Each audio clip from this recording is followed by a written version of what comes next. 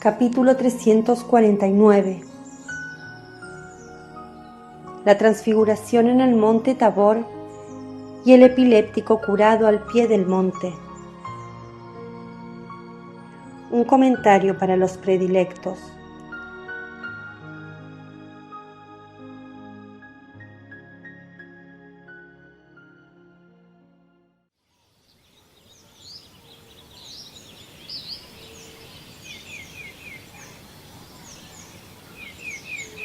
¿Hay acaso algún hombre que no haya visto, al menos una vez, un alba serena de marzo? Si tal hombre existe, es un gran desgraciado, porque desconoce una de las gracias más hermosas de la naturaleza, despertada de primavera, de nuevo virgen, niña, cual debía ser el primer día.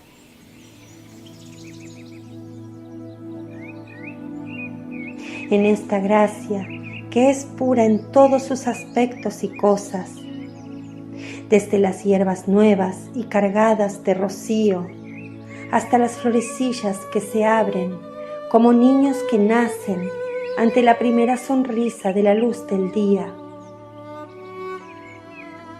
hasta los pájaros que se despiertan con un batir de alas y dicen su primer chip interrogativo, preludio de todos sus canoros discursos de la jornada, hasta el mismo olor del aire que ha perdido durante la noche por la lavación del rocío y la ausencia del hombre, hasta la más mínima contaminación de polvo, humo e indicio de cuerpos humanos. En medio de esta gracia van Jesús, los apóstoles y los discípulos. Está con ellos también Simón de Alfeo. Van en dirección sureste, superando las colinas que hacen de corona a Nazaret, vadeando un torrente, atravesando una llanura estrecha situada entre las colinas nazarenas y un grupo de montes hacia el este. Estos montes están precedidos por el cono semitruncado del Tabor, cuya cima, curiosamente, me recuerda a vista de perfil la punta del gorro de nuestra Policía Nacional. Llegan al monte. Jesús se para y dice: Pedro, Juan y Santiago de Zebedeo subirán conmigo al monte. Ustedes disemínense por la base, separándose hacia los caminos que la bordean, y prediquen al Señor. Al atardecer quiero estar de nuevo en Nazaret, así que no se alejen mucho. La paz sea con ustedes. Y volviéndose a los tres que había nombrado, dice: Vamos. Y empieza a subir sin volverse ya, y con un paso tan expedito que pone a Pedro en dificultad para seguirle. En un alto que hacen, Pedro, rojo y sudado, le pregunta con respiración afanosa: ¿Pero a dónde vamos? No hay casas en el monte. En la cima, aquella vieja fortaleza. ¿Quieres ir a predicar allí? Habría subido por la otra vertiente. Como puedes ver, le vuelvo las espaldas. No vamos a ir a la fortaleza, y quien esté en ella ni siquiera nos verá. Voy a unirme con mi Padre. He querido tenerlos conmigo, porque los amo. Venga, rápido. Oh, mi Señor, ¿y no podríamos ir un poco más despacio y hablar de lo que oímos y vimos ayer, que nos ha tenido despierto toda la noche para comentarlo? A las citas con Dios hay que ir siempre sin demora. Ánimo, Simón, Pedro, que arriba les permitiré que descansen. Y reanuda la subida. Suben más alto todavía, y la mirada se expande por dilatados horizontes que un hermoso día sereno hace detalladamente nítidos hasta en las zonas más lejanas. El monte no forma parte de un sistema montañoso como el de Judea.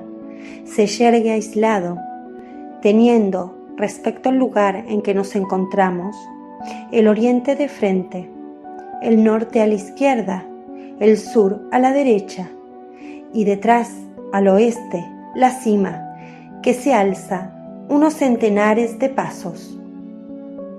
Es muy alto, y la mirada puede ver libremente en un vasto radio.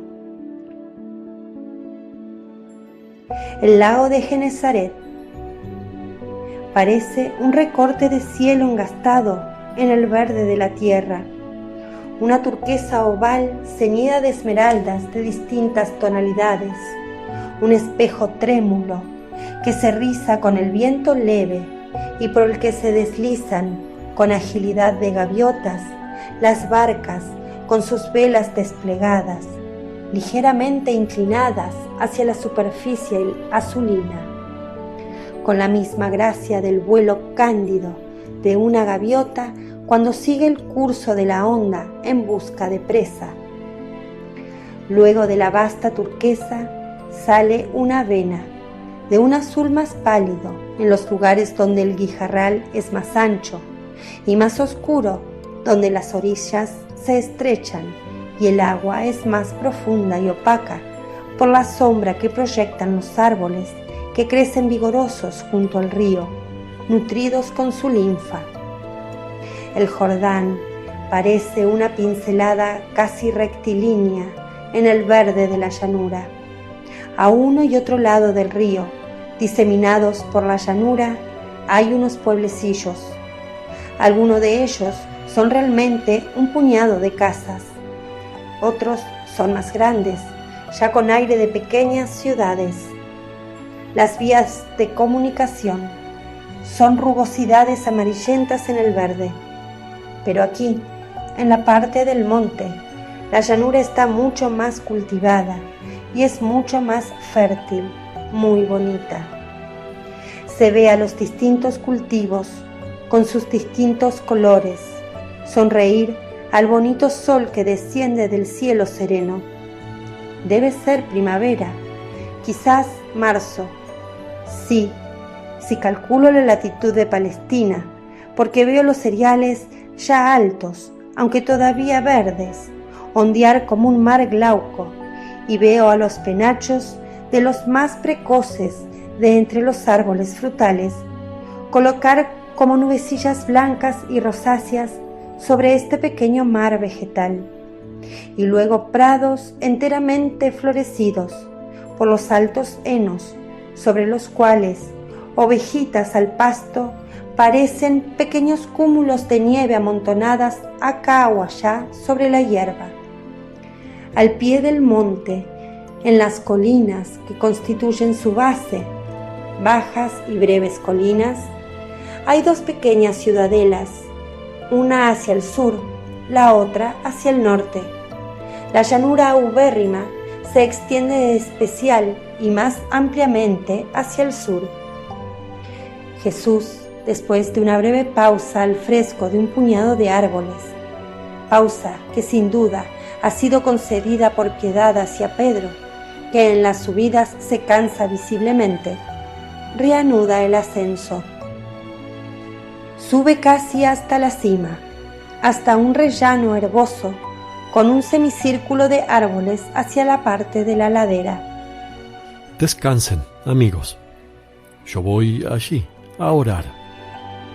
Y señala con la mano una voluminosa roca que sobresale del monte y que se encuentra, por tanto, no hacia la ladera, sino hacia adentro, hacia la cima. Jesús se arrodilla en la tierra herbosa y apoya las manos y la cabeza en la roca, en la postura que tomará también en la oración del Getsemaní. El sol no incide en él, porque la cima lo resguarda.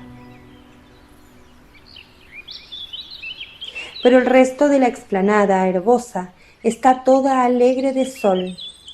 hasta el límite de sombra del borde arbolado, a cuya sombra se han sentado los apóstoles.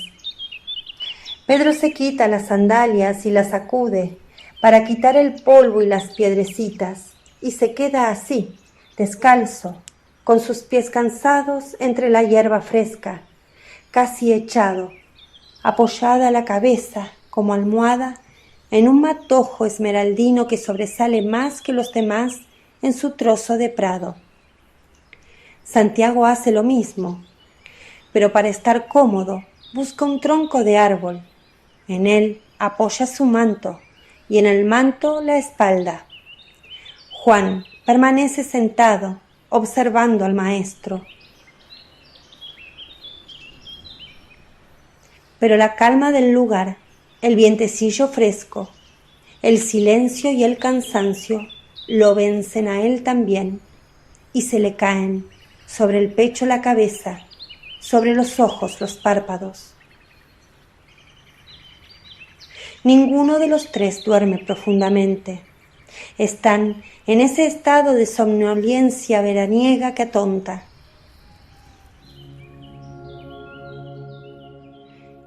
Los despabila una luminosidad tan viva que anula la del sol y se esparce y penetra hasta debajo del follaje de las mantas y árboles bajo los cuales se han puesto.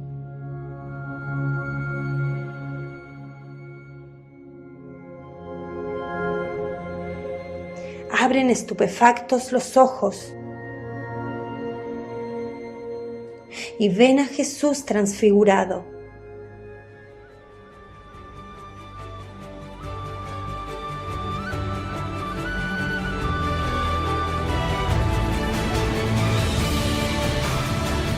Es ahora como lo veo en las visiones del paraíso, tal cual, naturalmente sin las llagas y sin la enseña de la cruz. Pero la majestad del rostro y del cuerpo es igual. Igual es su luminosidad. Igual el indumento que de un rojo oscuro se ha transformado en el adiamantado y perlino tejido inmaterial que le viste en el cielo. Su rostro es un sol de luz sideral, pero intensísima, en el cual centellean los ojos de zafiro. Parece más alto aún, como si su glorificación hubiera aumentado su estatura. No sabría decir si la luminosidad que pone incluso fosforescente el rellano proviene enteramente de él, o si a la luz propia se une toda la luz que hay en el universo y en los cielos, concentrada en su Señor. Sé que es algo indescriptible.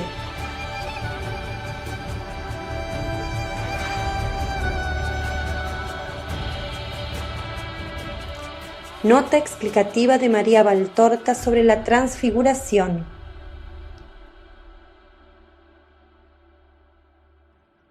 Para desviar las intrigas de Satanás y las insidias de los futuros y no desconocidos para Dios Padre, enemigos del Verbo encarnado, Dios envolvió a Cristo de aspectos que son comunes a todos los nacidos de mujer, y no solo mientras fue el niño y el hijo del carpintero, sino también cuando fue el maestro.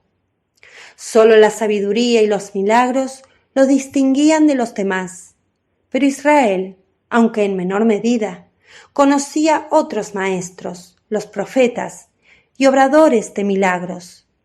Ello debía seriar también para probar la fe de sus elegidos, los apóstoles y discípulos, quienes debían creer sin ver cosas extraordinarias y divinas.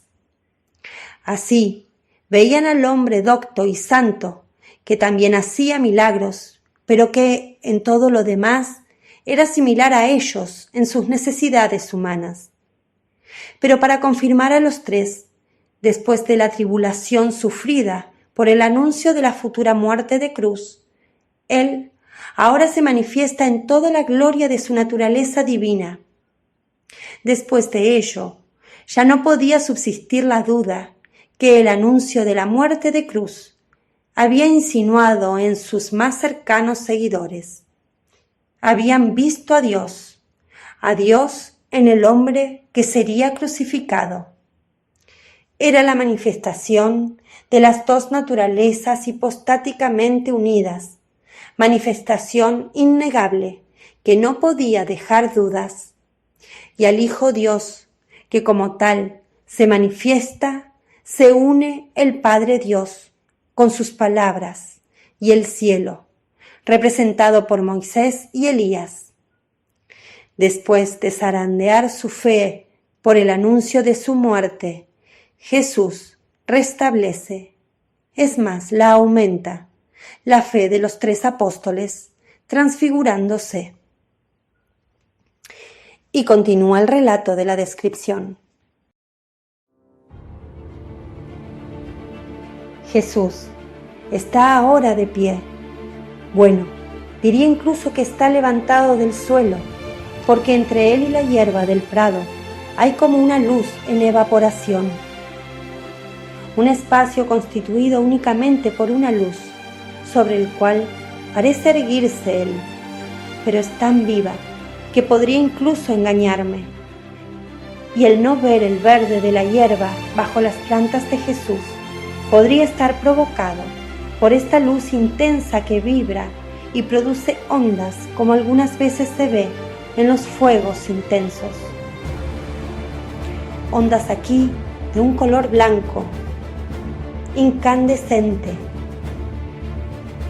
Jesús tiene el rostro alzado hacia el cielo y sonríe como respuesta a una visión que lo sublima. Los apóstoles sienten casi miedo y lo llaman, porque ya no les parece que sea su maestro, de tanto como está transfigurado.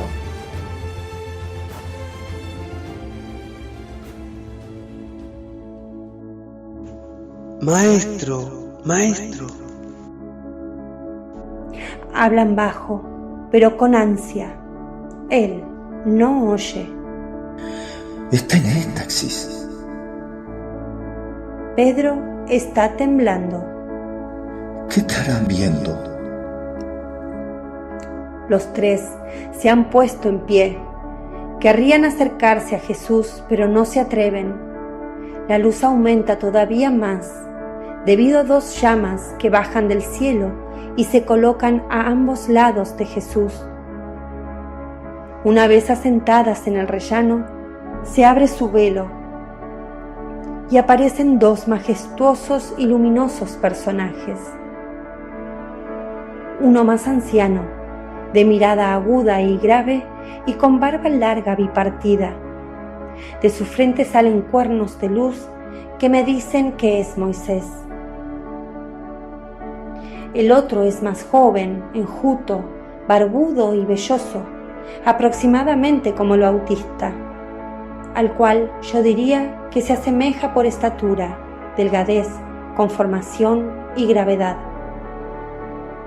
Mientras que la luz de Moisés es cándida como la de Jesús, especialmente en los rayos de la frente. La que emana de Elías es solar, de llama viva. Los dos profetas toman una postura reverente ante su Dios encarnado, y aunque Él les hable con familiaridad, ellos no abandonan esa su postura reverente. No comprendo ni siquiera una de las palabras que dicen. Los tres apóstoles caen de rodillas temblando, cubriéndose el rostro con las manos. Querrían ver, pero tienen miedo. Por fin, Pedro habla. Maestro, maestro, óyeme. Jesús vuelve la mirada sonriente hacia su Pedro, el cual recobra vigor y dice: Es hermoso estar aquí contigo, con Moisés y con Elías. Si quieres, hacemos 3 tiendas para ti, para Moisés y para Elías, y nosotros os servimos. Jesús vuelve a mirarlo y sonríe más vivamente. Mira también a Juan y a Santiago, una mirada que los abraza con amor. También Moisés y Elías miran a los 3 fijamente. Sus ojos centellean. Deben de ser como rayos que atraviesan los corazones. Los apóstoles no se atreven a decir nada más. Atemorizados callan. Dan la impresión de personas un poco ebrias, como personas aturdidas. Pero cuando un velo, que no es niebla, que no es nube, que no es rayo, envuelve y separa a los 3 gloriosos detrás de una pantalla aún más luminosa que la que ya los circundaba, celándolos a la vista de los 3. Y una voz potente y armónica vibra y llena de sí el espacio. Los 3 caen con el rostro contra la hierba.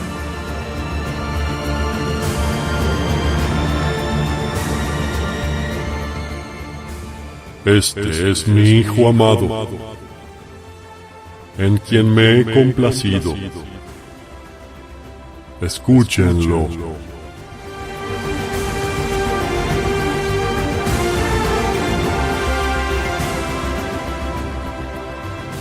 Pedro, al arrojarse rostro en tierra, exclama: Misericordia de mí, que soy un pecador. La gloria de Dios está descendiendo. Santiago no dice nada. Juan susurra con un suspiro, como si estuviera próximo a desmayarse. El Señor habla. Ninguno se atreve a levantar la cabeza, ni siquiera cuando el silencio se hace de nuevo absoluto. No ven, por tanto, siquiera el retorno de la luz a su naturaleza de luz solar, que muestra a Jesús solo, de nuevo el Jesús de siempre, con su túnica roja. Él anda en dirección a ellos, sonriendo. Los mueve y toca, y llama por su nombre. Pedro, Juan, Santiago, álcense, soy yo, no teman.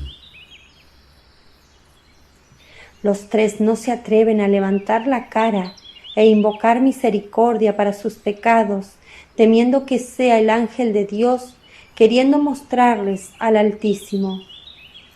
Con tono imperioso Jesús repite: Álcense, se los ordeno. Alzan el rostro y ven a Jesús sonriente. Oh Maestro, Dios mío, ¿cómo vamos a vivir a tu lado ahora que hemos visto tu gloria? ¿Cómo vamos a vivir en medio de los hombres y nosotros, hombres pecadores, ahora que hemos oído la voz de Dios? Deberán vivir conmigo y ver mi gloria hasta el final. Sean dignos de ello, porque el tiempo está próximo. Obedezcan al Padre mío y vuestro. Volvemos ahora con los hombres, porque he venido para estar con ellos y para llevarlos a Dios. Vamos, sean santos en recuerdo de esta hora, fuertes, fieles. Participarán en mi más completa gloria. Pero no hablen ahora de esto que han visto a nadie, ni siquiera a vuestros compañeros. Cuando el Hijo del Hombre resucite de entre los muertos y vuelva a la gloria del Padre, entonces hablarán, porque entonces será necesario creer para tener parte en mi reino.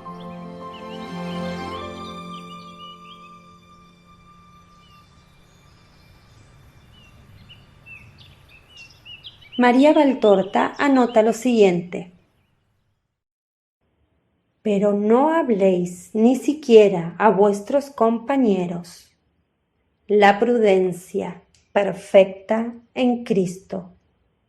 Lo impuso así para evitar fanatismos de veneración y de odio, ambos prematuros y nocivos. Pero no tiene que venir Elías para preparar tu reino. Los rabíes dicen eso. Elías ha venido ya y ha preparado los caminos al Señor. Todo sucede como ha sido revelado, pero los que enseñan la revelación no la conocen ni la comprenden, y no ven ni reconocen los signos de los tiempos, ni a los enviados de Dios. Elías ha vuelto una vez. Vendrá la segunda cuando esté cercano el último tiempo, para preparar a los últimos para Dios. Ahora ha venido para preparar a los primeros para Cristo. Y los hombres no lo han querido reconocer. Le han hecho sufrir y lo han matado. Lo mismo harán con el Hijo del Hombre, porque los hombres no quieren reconocer lo que es su bien. Nota de María Valtorta. Elías ha vuelto una vez. El Elías que ha vuelto una vez, al que alude Jesús, era Juan el Bautista. Así lo anota María Valtorta en una copia mecanografiada. Los tres agachan la cabeza pensativos y tristes y bajan con Jesús por el mismo camino por el que han subido. Y es otra vez Pedro el que en un alto, a mitad de camino, dice: Ah, Señor, yo también digo como tu madre ayer, ¿por qué nos has hecho esto? Y también digo, ¿por qué nos has dicho esto? Tus últimas palabras han borrado de nuestro corazón la alegría de la gloriosa visión. Ha sido un día de grandes miedos. Primero, el miedo de la gran luz que nos ha despertado, más fuerte que si el monte ardiera, o que si la luna hubiera bajado a resplandecer al rellano ante nuestros ojos. Luego tu aspecto, y el hecho de separarte del suelo como si estuviera para echar a volar y marcharte. He tenido miedo de que tú, disgustados por las iniquidades de Israel, volvieras a los cielos, quizás por orden del Altísimo. Luego he tenido miedo de ver aparecer a Moisés, al que los suyos de su tiempo no podían ver ya sin velo, de tanto como resplandecía en su rostro el reflejo de Dios. Y todavía era hombre, mientras que ahora es espíritu bienaventurado y encendido de Dios. Y a Elías, misericordia divina, he pensado que había llegado a mi último momento y a todos los pecados de mi vida, desde cuando robaba de pequeño la fruta de la despensa, hasta el último de haberte aconsejado mal hace unos días, me han venido a la mente. Con qué temblor me he arrepentido. Luego me dio la impresión de que me amaban esos dos justos, y he tenido la intrepidez de hablar, pero incluso su amor me producía miedo, porque no merezco el amor de semejantes espíritus. Y después, el miedo de los miedos, la voz de Dios. Yahvé ha hablado a nosotros, nos ha dicho escuchadle, tú, y te ha proclamado su Hijo amado en el cual Él se complace. ¡Qué miedo! Yahvé, a nosotros. Verdaderamente solo tu fuerza nos ha mantenido en vida. Y cuando nos has tocado y tus dedos ardían como puntas de fuego, he sentido el último momento de terror. He creído que era la hora de ser juzgado y que el ángel me tocaba para tomar mi alma y llevársela al Altísimo. Pero, ¿cómo pudo tu madre ver, oír, vivir, en definitiva, ese momento del que hablaste ayer, sin morir? Ella que estaba sola, siendo jovencita, aún sin ti. María, la sin mancha, no podía tener miedo de Dios. Eva no tuvo miedo de Dios mientras fue inocente, y yo estaba en ese lugar. Yo, el Padre y el Espíritu, nosotros, que estamos en el cielo y en la tierra y en todas partes, y que teníamos nuestro tabernáculo en el corazón de María. ¡Qué cosa! ¡Qué cosa! Pero después hablaste de muerte, y toda alegría se borró. Pero, ¿por qué a nosotros tres todo esto? ¿Por qué a nosotros? ¿No convenía dar a todos esta visión de tu gloria? Precisamente porque desfallecen al oír hablar de muerte y muerte de suplicio, del Hijo del Hombre, el Hombre Dios, los ha querido fortalecer para aquella hora y para siempre, con la precognición de lo que seré después de la muerte. Recuerden todo esto para decirlo a su tiempo. ¿Han entendido? Oh, sí, Señor. No es posible olvidar. Y sería inútil decirlo. Dirían que estaríamos ebrios. Reanudan la marcha hacia el valle, pero llegados a un punto, Jesús tuerce por un sendero en dirección a Endor, o sea, por el lado opuesto al otro en el que dejó a sus discípulos. Santiago dice: No los encontraremos. El sol empieza a bajar. Se estarán agrupando para esperarte en el lugar donde los dejaste. Ven, y no te crees pensamientos necios. En efecto, en cuanto la espesura se abre, dando lugar a una pradera que desciende suavemente hasta tocar el camino de primer orden, ven a toda la masa de los discípulos, aumentada por la presencia de viandantes curiosos, de escribas venidos de no sé dónde, moviéndose en la base del monte. Vaya, escribas, y ya disputan. Y baja los últimos metros disgustado, pero también los que están abajo los han visto, y unos a otros se los señalan, y luego se echan a correr hacia Jesús gritando: ¿Cómo es que vienes por esta parte, maestro?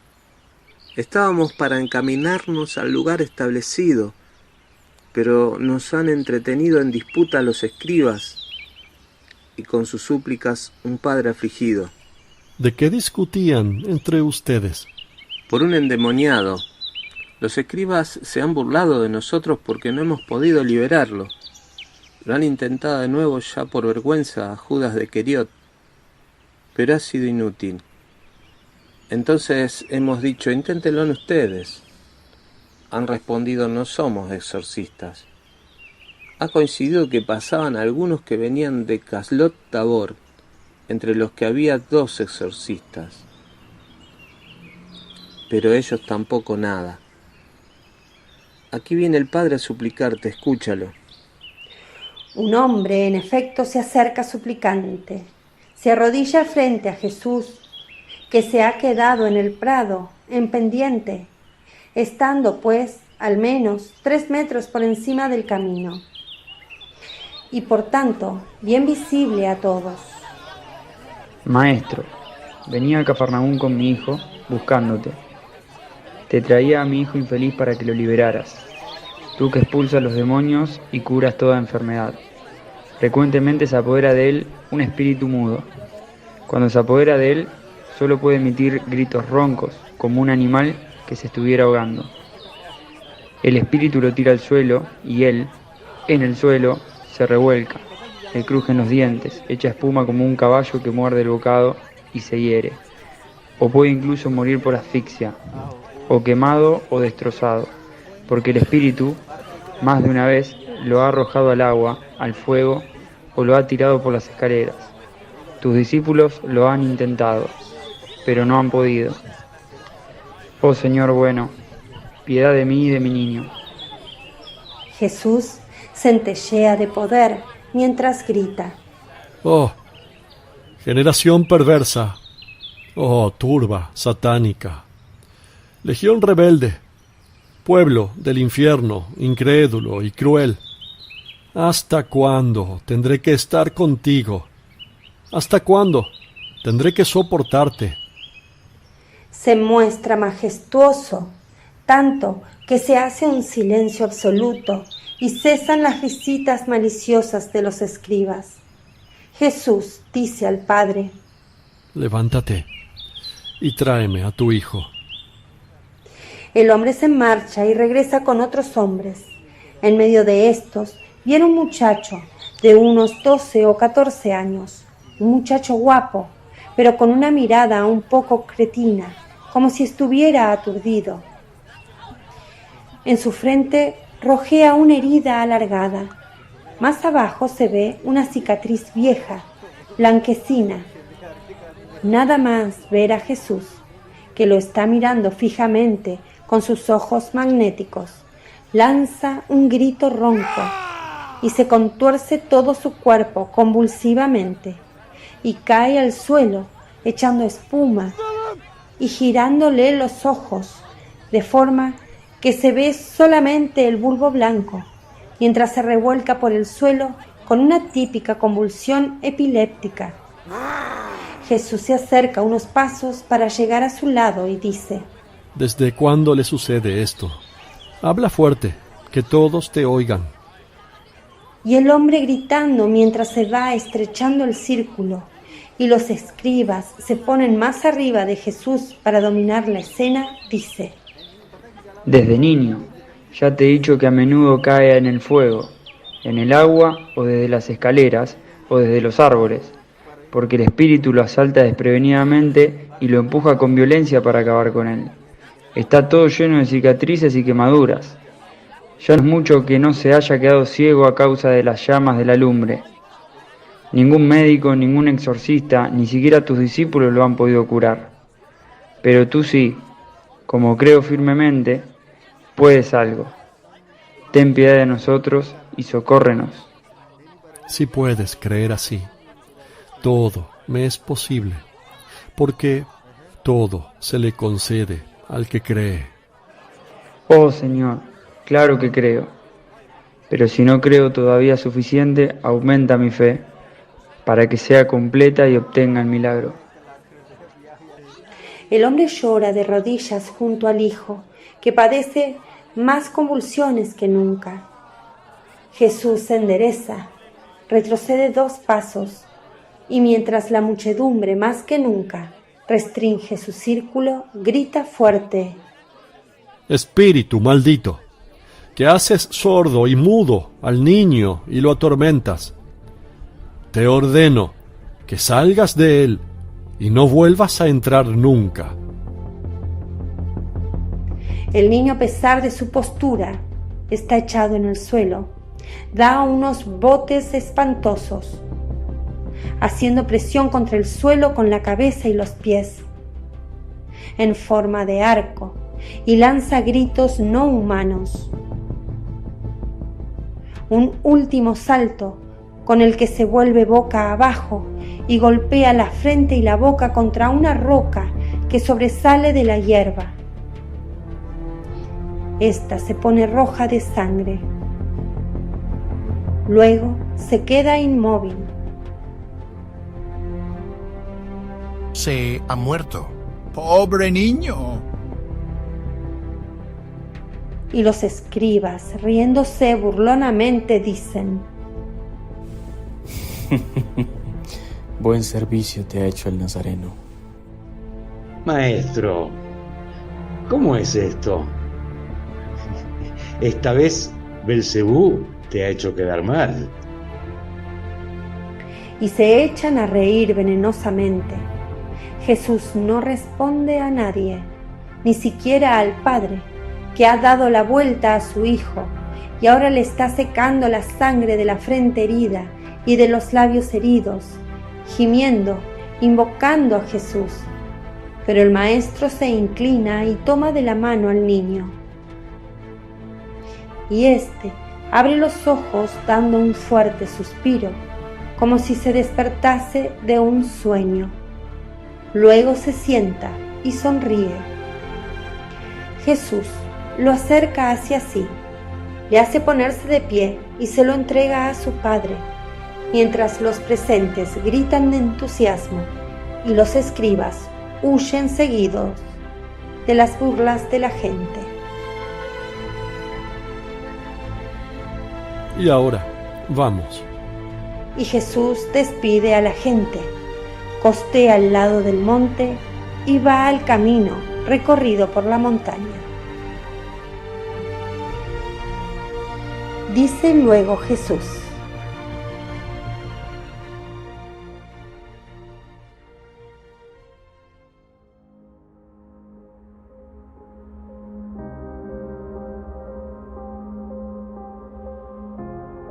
No te elijo solo para conocer las tristezas de tu maestro y sus dolores.